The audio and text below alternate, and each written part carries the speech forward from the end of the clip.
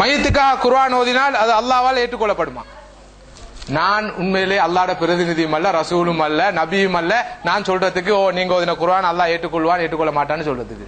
அல்லாஹ்வோட கலாம நீங்க ஓதினா, தூய்மையா ஓதினா அதை ஏற்றுக்கொள்றதுக்கு அல்லாஹ் போதுமானவன். இடையில யாருக்கும் உரிமை இல்லை சொல்றதுக்கு.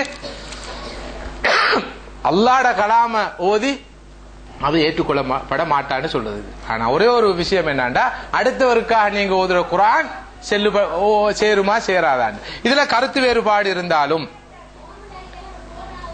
ஓதுறது அல்லாஹ்வுடைய கலாமாக இருக்கும் வரை, குர்ஆனாக இருக்கும் வரை, நீங்க ஓதி எவருக்காக துஆ கேட்கிறீங்களோ அவர் உங்களோட துஆவை பெறக்கூடிய தகுதி உள்ளவராக இருக்கும் வரை, அவர் ஒரு மூமினாக இருந்து குர்ஆனோடு தொடர்புள்ளவராக இருந்து அமல்தாரியாக இருந்து மௌத்தாரார், அத்தகையவருக்காக நீங்க குர்ஆன் ஓதி போட்டு கேட்கிற துஆவை அல்லாஹ் கபூல் செய்ய போதுமானவன் ஆகிறான். ஆனா உங்களுக்கு லிப்ட்ல அனுப்பலாம், தொழுகையும் இல்ல, ஜும்மாவும் இல்ல, மார்க்கவும் இல்ல, குர்ஆன் ஓதவும் தெரியாது, இவருக்கு நீங்க ஓதுன்னு ஓதுறது. மகான் ஜப்பான்ல இருந்து காசு அனுப்புறான், 4 லெப்பை நியமிச்சு 200 குர்ஆன் தமாமாக்கி ஒரு நாளும் விஐபி லோன்ச்லயோ லிப்ட்லயோ ஒரு நாள் சொர்க்கத்துக்கு அனுப்பலாம். ஆல்ரெடி அவர் முஸ்லிமா இருந்து மூமினா இருந்து மார்க்கவாதியா இருந்து நீங்க அவருக்காக குர்ஆன் ஓதி துஆ கேக்குறீங்களா? அல்லாஹ் போதுமானவன், அவர் ஏற்றுக்கொள்வது. ஏண்டால் ஒவ்வொரு மனிதனுக்கும் அவன் சம்பாதித்ததே கிட்டும்.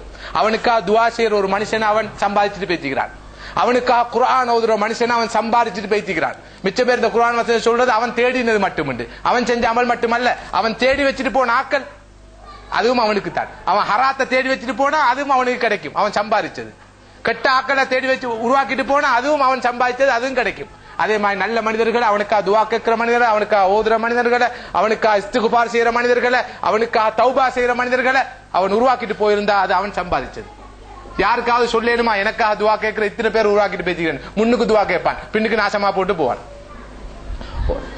ஒருவருக்கு பின்னால் அவருக்காக துஆ கேட்கிற ஒரு மனிதரை அவர் உருவாக்கி இருக்கிறார் சொன்னால் அது லேசு மாசான உழைப்பல்ல. நான் இல்லாத இடத்துல ஒரு மனிதன் எனக்காக யா அல்லாஹ் இந்த மனிதனுக்கு உடலாக துடு, யா அல்லாஹ் இவனுக்கு சொர்க்கத்தை கொடு, யா அல்லாஹ் இவனை மகஃபிரத்தை கொடு எவனா கேட்பான்? நான் சும்மா ஒரு நாள் சும்மா கேட்க மாட்டான். அப்படிப்பட்ட ஒரு சாலிஹான மனுஷனுக்கு மட்டும்தான் அந்த பேரு கிடைக்கும். கூலிக்கு ஓதுறாக்கள் இப்பாங்க, கூலிக்கு நீங்க சல்லி கொடுத்தா ஓதுறாக்கள் அது யாருக்கும் ஓதுவான். எந்த அளவுக்கு சொன்னா குணரத்னைக்கு ஓத சொன்னாலும் ஜெயஸ்ரீக்கு ஓத சொன்னாலும் ஓதுவா, அதுக்கு பரவாயில்ல, எவ்வளவு தருவீங்க? 5500 ரூபா, ரைட், மாஷா அல்லாஹ், ஒரு கத்தம் தமாமாகி கொடுப்பான்.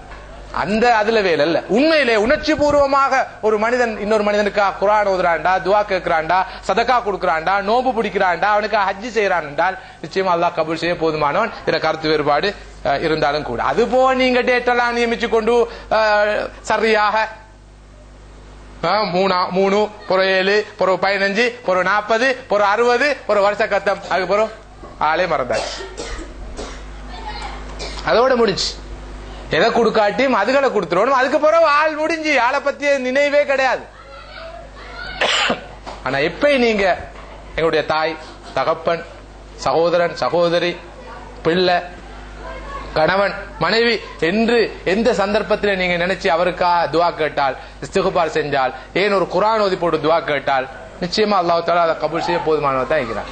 நீங்க அதை ஒரு வெறும் சடங்காக டேட் எல்லாம் நியமிச்சு ஊராக்கள் என்ன நினைப்பாங்க, என்ன சொல்லுவாங்க, என்ன ஓதினாலும் ஆக்களை கூப்பிட்டு ஓதணுமே, ஊருக்கு தெரியணுமே, அவர் சொர்க்கத்துக்கு போவாரோ இல்லையோ, அதெல்லாம் பிரச்சனை. 40 கத்தம் கொடுக்கல பிரச்சனை வந்துடும். அதுதான் பிரச்சனையாக இருந்தால் அது ஏற்றுக்கொள்ளத்தக்கதா இருக்காது.